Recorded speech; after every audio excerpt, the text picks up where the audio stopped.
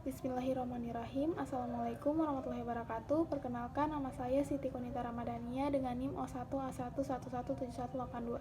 Di sini saya akan menjelaskan mengenai gangguan enzim pencernaan dan cara mengatasinya. Yang pertama, sistem pencernaan secara umum adalah serangkaian proses penghancuran makanan di saluran pencernaan secara enzimatis, dibantu gerakan peristaltik usus serta gerakan mekanis oleh gigi di mulut sampai dihasilkan produk yang siap diserap di mukosa usus. Sisa pencernaan yang tidak diabsorpsi akan keluar dari kompartemen pencernaan sebagai limba atau feces. Sistem pencernaan merupakan suatu tabung atau saluran panjang yang berawal dari rongga mulut dan di anus. Sistem terdiri atas rongga mulut, esofagus, lambung, usus halus, usus besar, dan rektum. Sistem pencernaan berhubungan dengan organ-organ pencernaan tambahan. Organ tambahan terletak di luar saluran pencernaan. Produk sekretoriknya dicurahkan ke dalam saluran pencernaan melalui ductus excretorius yang menembus dinding saluran pencernaan, yaitu kelenjar liur, hati, dan pankreas. Dalam sistem pencernaan yang pertama yaitu amilase. Enzim amilase diproduksi di kelenjar liur, pankreas, dan usus halus. Enzim ini bertugas memecah zat pati atau karbohidrat menjadi gula. Saat makanan yang mengandung karbohidrat dikunyah, kelenjar liur di dalam mulut akan menghasilkan amilase. Setelah tertelan, makanan tersebut akan dicerna lebih lanjut di usus halus oleh enzim amilase yang dihasilkan oleh pankreas. Di dalam usus, amilase terus memecah molekul zat pati hingga menjadi glukosa yang nantinya akan diserap ke dalam sirkulasi darah melalui dinding usus halus. Yang kedua, protase. Enzim protase adalah enzim pencernaan yang bertugas untuk memecah protein dalam makanan menjadi asam amino. Enzim ini diproduksi di lambung, pankreas, dan usus halus. Yang ketiga yaitu enzim lipase. Enzim yang memiliki tugas memecah lemak menjadi asam lemak dan gliserol. Organ tubuh yang berperan dalam menghasilkan enzim adalah pankreas dan lambung. Yang keempat yaitu enzim maltase. Enzim ini diproduksi oleh usus halus dan memiliki fungsi untuk menghancurkan maltosa. Yang kelima yaitu laktase. Laktase adalah jenis enzim pencernaan yang memecah gula laktosa. Yang keenam yaitu sukrase, adalah enzim yang diproduksi oleh usus halus yang berfungsi untuk memecah sukrosa menjadi gula sederhana seperti fruktosa dan glukosa. Proses pencernaan pada manusia melewati dua proses, yaitu pencernaan mekanik dilakukan di dalam rongga mulut oleh gigi dan pencernaan kimiawi adalah pencernaan dengan bantuan enzim dan terjadi di rongga mulut, lambung, dan usus. Pada mulut terjadi proses pemecahan makanan menjadi bagian yang lebih kecil dan halus secara mekanik dan kimiawi menggunakan gigi dan enzim ptyalin. Selanjutnya makanan didorong ke lambung melalui kerongkongan. Pada kerongkongan terdapat otot-otot yang mengatur gerakan mendorong makanan yang disebut gerak peristalsis. Pada lambung, pencernaan terjadi secara kimiawi oleh enzim retin, pepsin, lipase, dan HCl. Kemudian proses penyerapan sari-sari makanan terjadi di usus halus. Proses penyerapan air dan pembusukan sisa-sisa makanan terjadi di usus besar. Kemudian sisa-sisa makanan ini dikeluarkan melalui anus. Enzim pencernaan yaitu diare, yang merupakan perubahan konsentrasi tinja yang terjadi tiba-tiba akibat kandungan air di dalam tinja melebihi normal, dengan peningkatan frekuensi defekasi lebih dari 3 kali dalam 24 jam dan berlangsung kurang lebih dari 14 hari. Gangguan enzim pencernaan diare. Yang pertama, gangguan osmotik.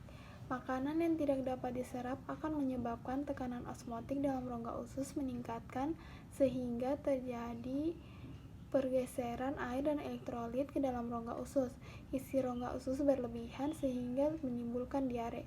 Selain itu, menimbulkan gangguan sekresi akibat toksin di dinding usus sehingga sekresi air dan elektrolit meningkat kemudian menjadi diare. Yang ketiga, gangguan motilitas usus yang mengakibatkan peristaltik.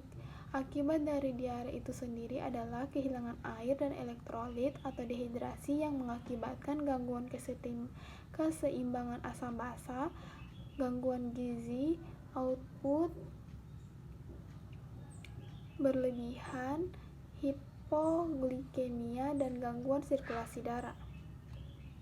Selanjutnya, penyebab dari gangguan enzim pencernaan diare yaitu yang pertama faktor infeksi. Proses ini dapat diawali adanya mikroorganisme yang masuk ke dalam saluran pencernaan yang kemudian berkembang dalam usus dan merusak sel mukosa usus yang dapat menurunkan daerah permukaan usus. Selanjutnya terjadi perubahan kapasitas usus yang akhirnya mengakibatkan gangguan fungsi usus dan absorpsi cairan dan elektrolit, atau juga dikatakan adanya toksin bakteri akan menyebabkan transport aktif dalam usus sehingga sel mukosa mengalami iritasi yang kemudian sekresi cairan dan elektrolit akan meningkat. Yang kedua,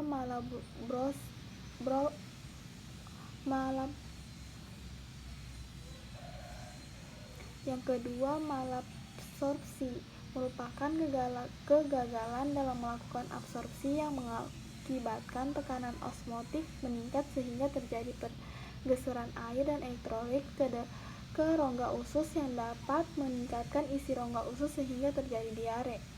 Yang ketiga yaitu faktor makanan. Faktor ini dapat terjadi apabila toksin yang ada tidak mampu diserap dengan baik sehingga terjadi peningkatan peristaltik usus yang mengakibatkan penurunan kesempatan untuk menyerap makanan yang kemudian menyebabkan diare. Yang terakhir yaitu faktor psikologi. Faktor ini dapat mempengaruhi terjadinya peningkatan peristaltik usus yang akhirnya mempengaruhi proses penyerapan makanan yang dapat menyebabkan diare. Pengobatan yang